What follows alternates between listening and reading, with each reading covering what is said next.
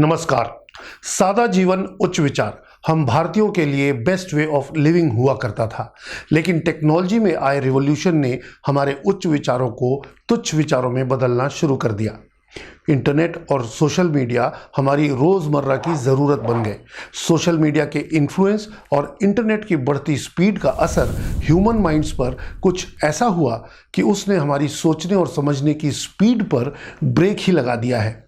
ये बात अलग है कि अब हमने 5G की स्पीड से भी तेज स्पीड में लोगों को जज करके उनके प्रति अपना एक परसेप्शन बनाना शुरू कर दिया, भले ही वो वास्तविकता से कोसों दूर हो। लेकिन इंटरनेट का यूज़ करके सोशल मीडिया पर हमको जो भी दिखाया या बताया जा रहा है उसी को हमने बिना सोचे समझे सच मानना शुरू कर दिया है। यानी हमारी सोच, हमारी समझ और हमारे दृष्टिकोण का दायरा दिन प्रतिदिन छोटा होता चला जा रहा है, जिसका लेटेस्ट एग्जाम्पल पिछले दिनों अंबानी परिवार में हुए एक फंक्शन के बाद देखने को मिला। उनके इस फंक्शन में दुनिया भर से उनके हाई प्रोफाइल गेस्ट्स के अलावा उन तमाम प्रोफेशनल्स को बुलाया गया जो उनके इस फंक्शन की रौनक बढ़ा सकते थे, जिसमें बॉलीवुड इंडस्ट्री के तीनों खान्स के अलावा Bachchan family, Kapoor family, Kumar family के साथ साथ देश विदेश के और बहुत सारे सिंगर्स, डांसर्स या और कई तरह की आर्ट्स को परफॉर्म करने वाले लोगों को बुलाया गया।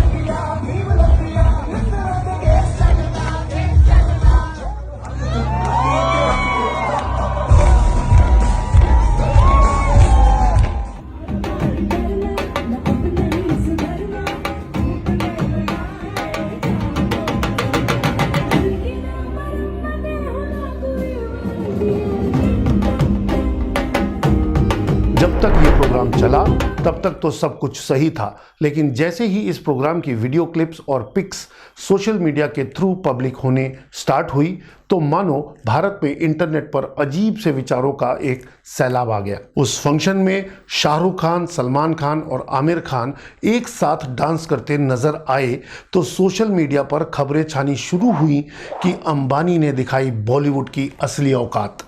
अंबानी के इशारों पर नाचा बॉलीवुड, गिर गए तीनों खान नजर से। 75 करोड़ में बिकी रिहाना की ईगो, भारत को गरीब कहने वाली रिहाना ने लगाए भारतीयों के लिए ठुमके।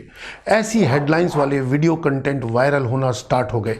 इसमें सबसे मज़े की बात यह रही कि लोगों ने बिना कुछ सोचे समझे, बिना अपना दिमाग लगाए ऐसे फूहड़ वीडियोस को अपने फ्रेंड्स और बाकी ग्रुप्स में शेयर करना भी स्टार्ट कर दिया। लेकिन अब अगर आप इस बात को इस तरीके से सोचना शुरू करें कि जिस तरह कोई दुकानदार अपना सामान बेच रहा है या कोई कंपनी अपनी सर्विसेज सेल करती है, ठीक उसी तरह आर्टिस्ट भी अपनी स्किल्स को सेल कर रहे हैं। अंबानी जी को अपने बेटे का प्री वेडिंग फंक्शन बहुत शानदार और यादगार बनाना था, इसलिए उन्होंने दुनिया भर के बेहतरीन से बेहतरीन आर्टिस्ट्स को बुलाकर उनकी स्किल्स का इस्तेमाल अपने फंक्शन को यादगार बनाने के लिए किया, वो भी उनकी मुंह मांगी फीस पे करके। यानी अंबानी साहब की ज़रूरत को इन आर्टिस्ट ने अपने स्किल्स से पूरा किया।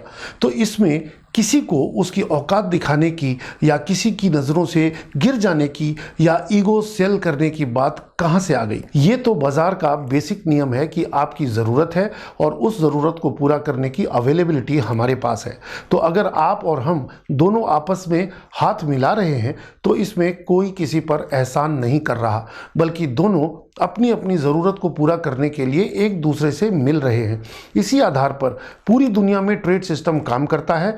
आज इस सिस्टम के तहत पैसा दिया जाता है, लेकिन पहले जब पैसे का चलन नहीं हुआ करता था तो इस काम को बार्टर सिस्टम के थ्रू किया जाता था, यानी सामान के बदले दूसरा सामान या कला के बदले सामान देकर। पहले राजा अपने दरबार में अलग अलग कला का प्रदर्शन करने वाले लोगों को बुलाया करते थे और उनके प्रदर्शन के बाद वो उनको इनाम में सोने के सिक्के या और कोई अन्य तरह के भेंट दिया करते थे। लेकिन क्योंकि आज इंटरनेट के युग में पूरी दुनिया ही एक बाजार की तरह है जहां आप अपना सामान, अपनी सर्विसेज या अपनी स्किल्स को सेल करके अच्छी अर्निंग कर सकते हैं और इसमें कोई बुराई नहीं है। इसीलिए हमें किसी को भी जज करने से पहले या किसी के द्वारा शेयर किए गए वीडियोस या मैसेजेस को आगे शेयर करने से पहले उसके कंटेंट को समझने के लिए अपनी बुद्धि का इस्तेमाल करना चाहिए। हम इंसान हैं, ऊपर वाले ने हमें बुद्धि दी है, इसलिए किसी और के परसेप्शन के हिसाब से हमें दुनिया को नहीं देखना चाहिए और अगर देखना भी है तो एक पॉजिटिव अप्रोच के साथ देखना चाहिए, ना कि नेगेटिव और हेट वाली अप्रोच के साथ। जिन बॉलीवुड आर्टिस्ट या इंटरनेशनल आर्टिस्ट को आज सिर्फ इसलिए ट्रोल किया जा रहा है क्योंकि उन्होंने अंबानीज के फंक्शन में परफॉर्म किया है, तो ये सोच बहुत ही छोटी और बायस्ड है, क्योंकि अंबानीज ने उन आर्टिस्ट को अप्रोच किया था अपने फंक्शन में परफॉर्म करने के लिए, इसलिए उन्होंने वहाँ परफॉर्म किया। इसमें ना तो अंबानी जी ने उन पर कोई एहसान किया और ना ही उन परफॉर्म करने वाले लोगों ने अंबानी जी पर। यह बिल्कुल वैसा ही है जैसे आप या हम अपनी ज़रूरत के मुताबिक रिलायंस या जियो का कोई सामान या सर्विसेज परचेज करते हैं उसके बदले पैसा देकर। ऐसा करते वक्त ना तो हम अंबानी जी पर कोई एहसान करते हैं और ना ही वो हमें हमारी औकात दिखाते हैं। It's all give and take business. बात रही आर्टिस्ट की, तो किसी भी आर्टिस्ट को जज करने से पहले उसकी स्किल डेवलपमेंट के बारे में सोचना चाहिए। आर्टिस्ट चाहे हमारे देश का हो या विदेश का, उसने अपनी उस स्किल को डेवलप करने के लिए बहुत मेहनत की होती है। तभी आज उसी सेम स्किल्स के करोड़ों आर्टिस्ट होने के बाद भी उसको मुंह मांगे पैसे देकर बुलाया जा रहा है।